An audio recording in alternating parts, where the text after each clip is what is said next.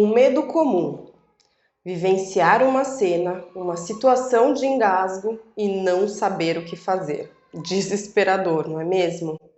Mas a boa notícia que eu vou trazer aqui para você é que se você souber todo o passo a passo, o que fazer e o que não fazer, que eu vou trazer aqui nesse vídeo, você pode, inclusive, salvar uma vida. Então, já fica aqui o meu convite. Salve esse vídeo para você conseguir acessar sempre que possível e compartilha com o maior número possível de pessoas. Amigos, pais, avós, cuidadores, todos precisam ter essas informações, porque uma vida pode estar nas suas mãos. Vamos lá?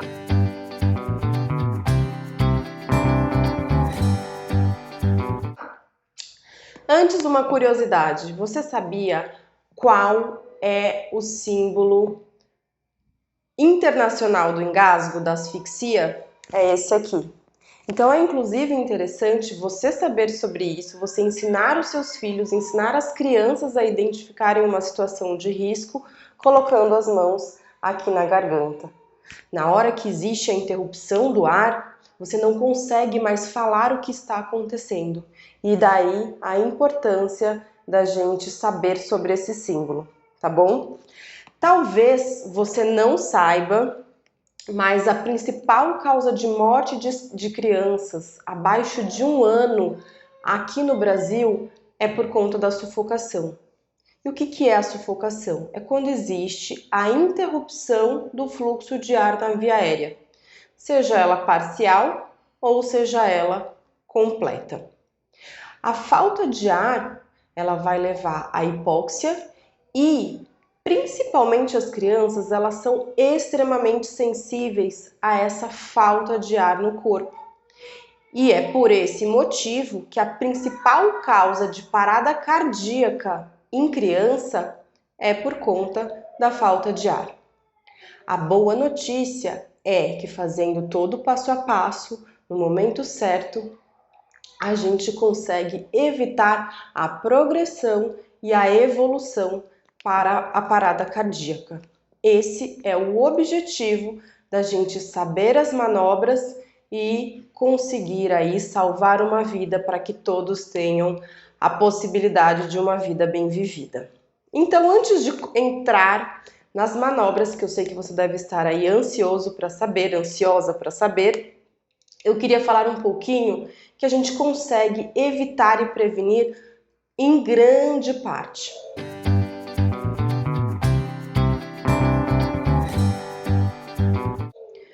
Por exemplo, no momento da alimentação. Então, como pediatra, eu sempre começo a consulta de introdução alimentar, quem é meu paciente sabe, falando sobre segurança, né? Então, a segurança é sempre em primeiro lugar. Então, o primeiro ponto é que a criança, sempre que estiver se alimentando, ela esteja sob a supervisão de um adulto. O segundo ponto é que o adulto saiba fazer as manobras de desengasgo que a gente vai aprender aqui nesse vídeo.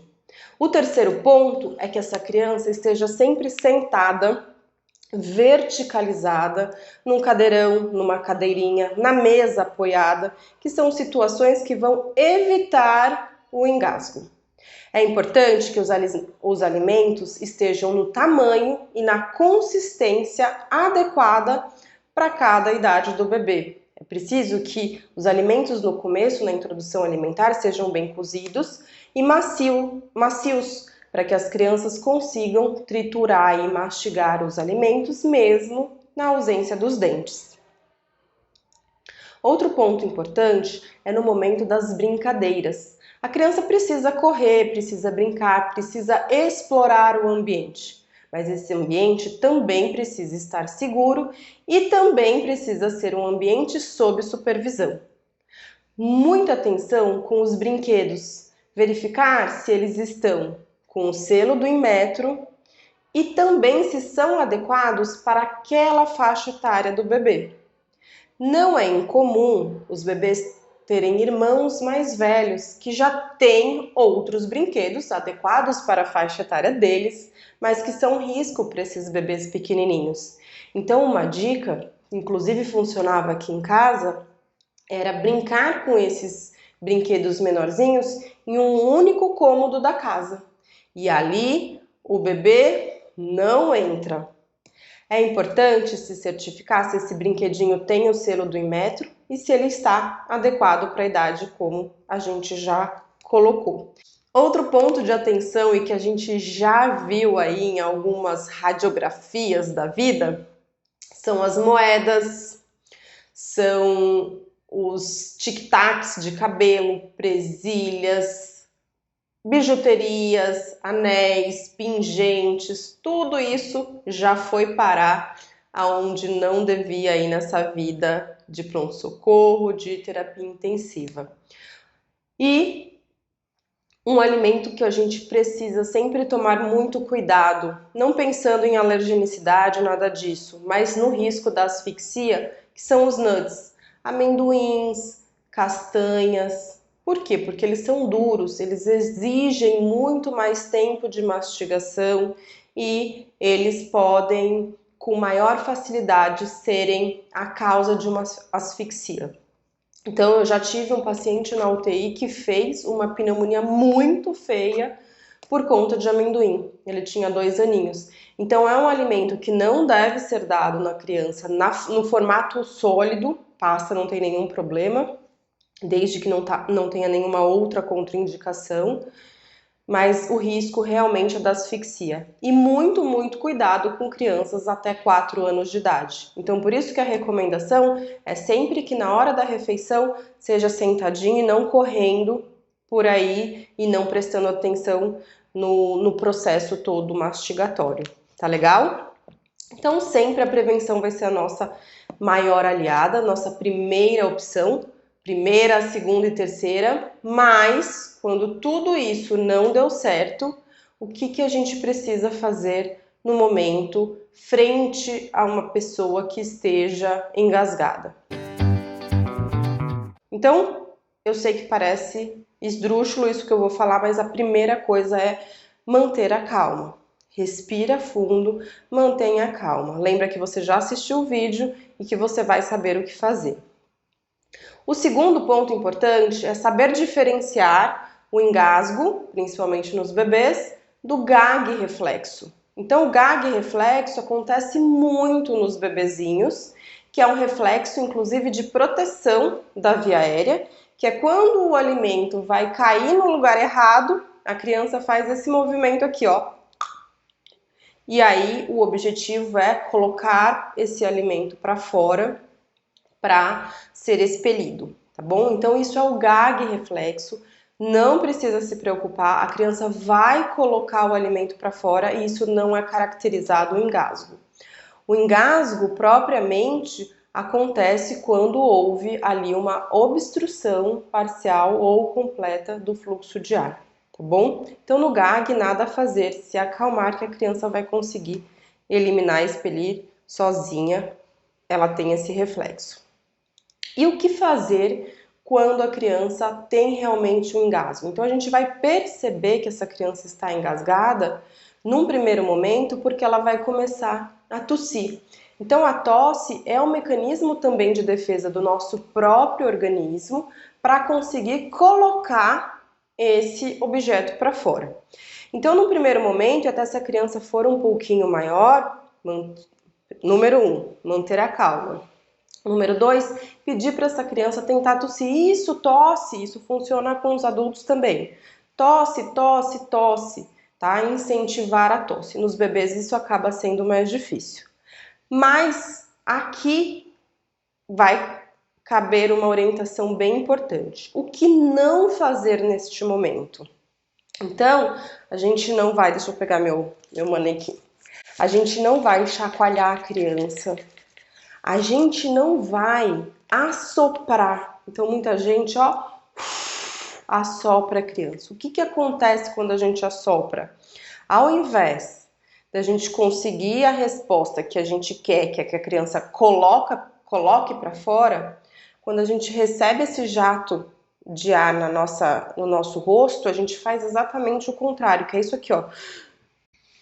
tá? Então, isso acaba colocando ainda mais para dentro, empurrando ainda mais para dentro o objeto. Então, não é recomendado. A recomendação é acalmar, pegar a criança e colocá-la em posição neutra, lateralizada, e ficar observando para ver se ela está conseguindo colocar esse objeto para fora, que é o que acontece na maioria das vezes.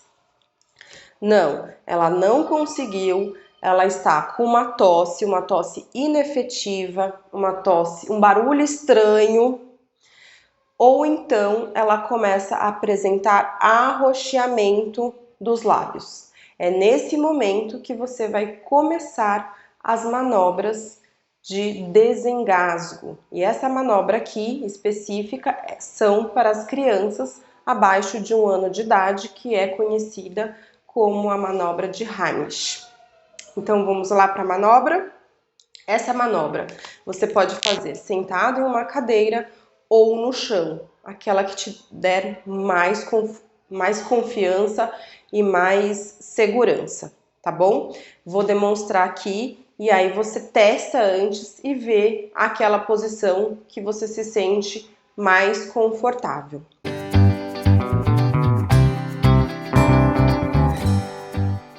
Nós vamos pegar o bebê, colocar aqui as mãos na mandíbula, uma perninha para cada lado.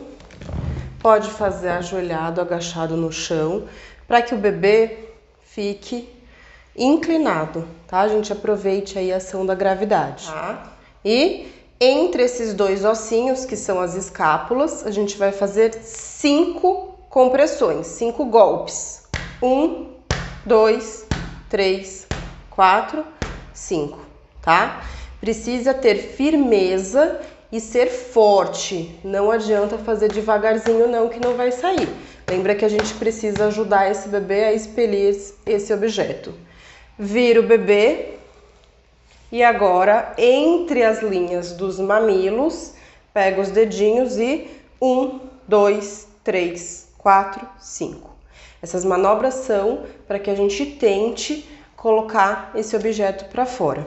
Fez essas manobras, você olhou na boquinha da criança, consegue ver, tá? Que fácil, você pode pegar os dedinhos com uma pinça, ir lá e retirar. Jamais tentar encontrar e fazer a varredura, porque isso pode empurrar o objeto ainda mais para dentro e complicar ainda mais a situação. Fez essa manobra e não conseguiu, o bebê ainda está chorando, tá cianótico, tá roxeado, você vai chamar ajuda.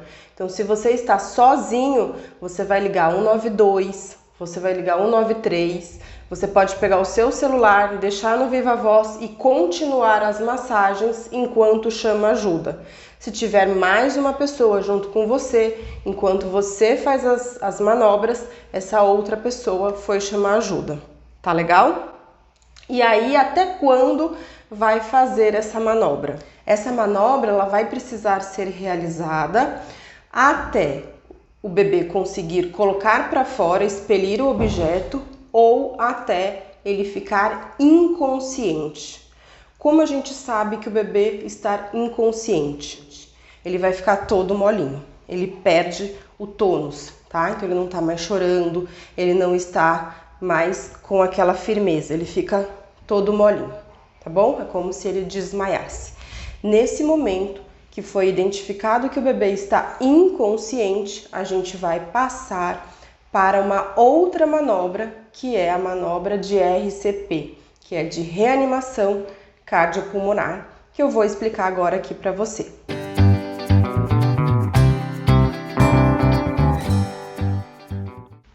Então agora nós vamos fazer a manobra de reanimação cardiopulmonar para as crianças menores de 1 ano.